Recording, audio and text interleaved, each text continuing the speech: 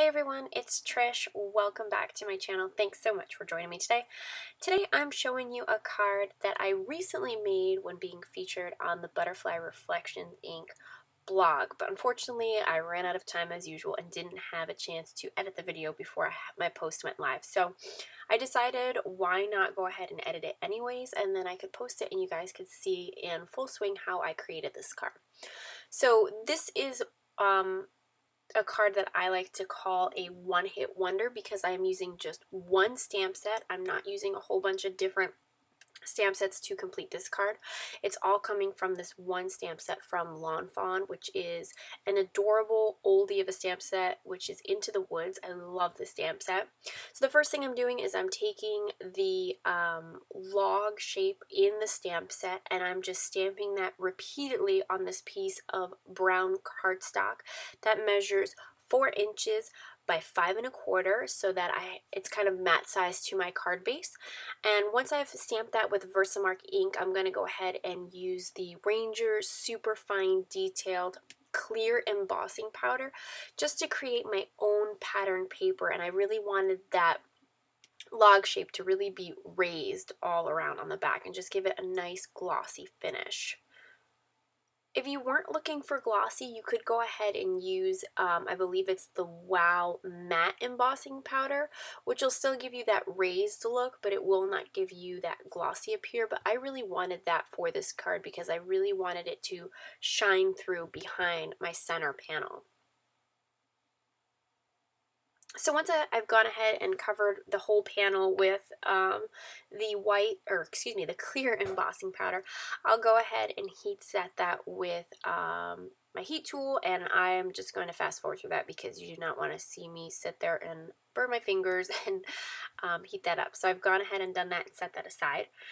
Now I've gone ahead and taken the Lawn Fawn Stitched Rectangles dies, and I've cut, I think it's the third one from the smalls. Now I have both the small and larger set, and I just combine them into one of my pockets because I use them so frequently that I keep them all together, and that way I know the size. So I've cut one of them out of just some basic white cardstock. I believe this is Nina's 65-pound cardstock, or maybe 85. No, I think it's the 85-pound cardstock, excuse me. And I've gone ahead and I've stamped the little fox from the stamp set, and I've also stamped the sentiment I Heart Fall. And I'm using the My Favorite Things hybrid ink in licorice, black licorice, because I am going to be Copic coloring with this. And for whatever reason, recently I've been really reaching for this ink instead of my Memento, and I really am enjoying it. It doesn't smear or anything like that, so I really like it. And then after I stamped it, I realized that my fox was just kind of floating in midair, and I did not like that at all. So I'm just taking him and stamping him on some Inkadinkadoo masking paper, and then I'm going to go ahead and trim him out.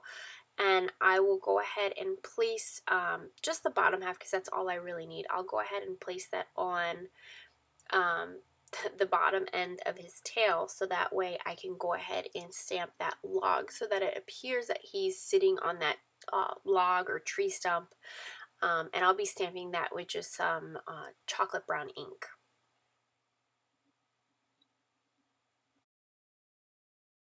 So now for my favorite part, when you get to do the big reveal after you've masked something off. So I'm peeling off the mask, and I can go ahead and use it again if I'd like on a future card and just attach it to my stamp pocket.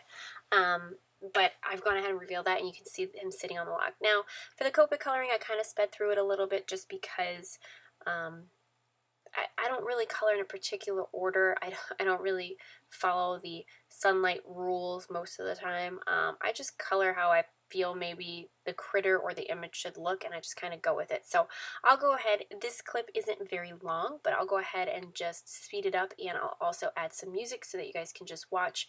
The caps for the colors will be listed in the, or you can see them in the top left, and if the color is missing, then I'll go ahead and insert it for you.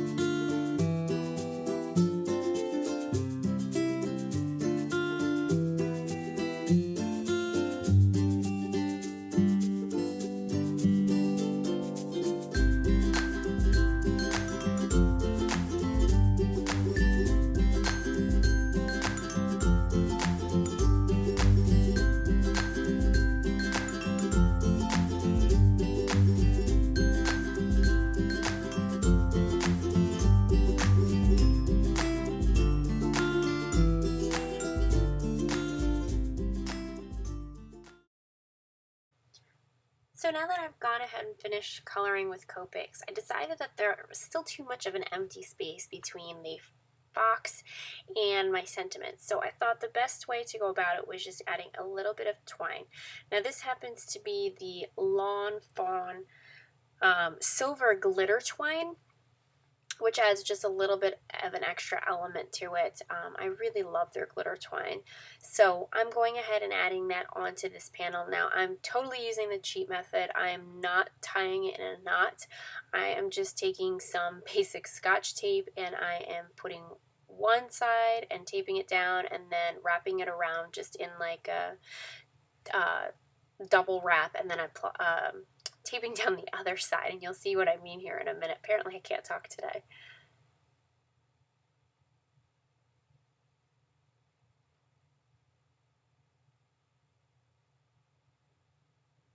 So I'm just pressing those two ends on either side down, and I'm going and applying just some regular, like I said, Scotch tape. And then I'll go ahead and move on to actually assembling the card. Now, I didn't want this panel to be flat because I did have the twine, which would kind of make it a little bit bumpy, and I don't like the way that that looks me personally on my cards. So I went ahead and decided that I wanted to pop up that white panel, and instead of using some foam tape, because I had it on hand and I had it out for another project, I decided to just go ahead and use some fun foam. This idea is totally not mine. This is so Jennifer McGuire's idea, and it is a brilliant one, just like most of her ideas. Using this fun foam is really awesome because it gives really a really even raised image instead of having some dips and valleys when using just the foam tape. Now this is not saying that I will never again use foam tape, because I have a huge roll and I use it all the time, but just for something like this where I may be sending this in the mail to a friend who lives far away, I just like that extra stability and security of having that panel raised evenly. So for my card base today, I'm using the Nina Desert Storm in 100 pounds, I believe. I'll go ahead and put the link down below. I'm pretty sure this is the 100-pound cardstock, and it is by far my absolute favorite craft cardstock, and I am one to really gravitate towards craft cardstock, and this is something that I will be totally stocking up on here soon because I am almost done with my sample pack that I bought.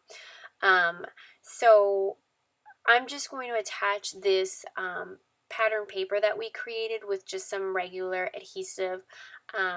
Normally I would use the small handheld tape runner, but I happen to be using or creating other larger projects that required more adhesive, so that's why I have my ATG out, and that's why you're seeing it here. But I use both of them pretty evenly, to be honest.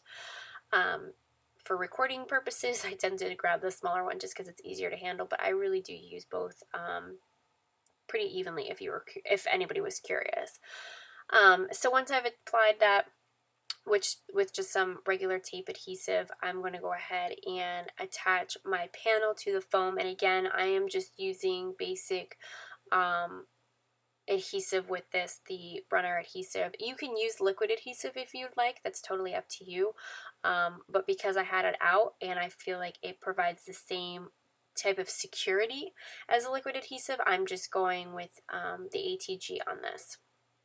So I've gone ahead and applied it to my panel and attached the foam tape to my panel, and then I'm going ahead and apply it to the whole panel, including the foam tape. And I'm putting a little extra just to be sure, and I'm going to go ahead and line it up on the center of my card, and that will finish my card for today. Super simple, but just very fall-like with the colors and the fox, and it brings a smile to my face because I am so ready for fall. So I really hope you guys enjoy this card. You can check out all the supplies I use below, and remember I mentioned this is a one-hit wonder. That's what I call these, when you just have to use one stamp set to achieve the whole entire card. Now obviously I'm using die cuts, but those might be something you already have in your stash. But I really hope you guys enjoy this card. Thank you so much for stopping by and watching, and I will see you guys in the next video.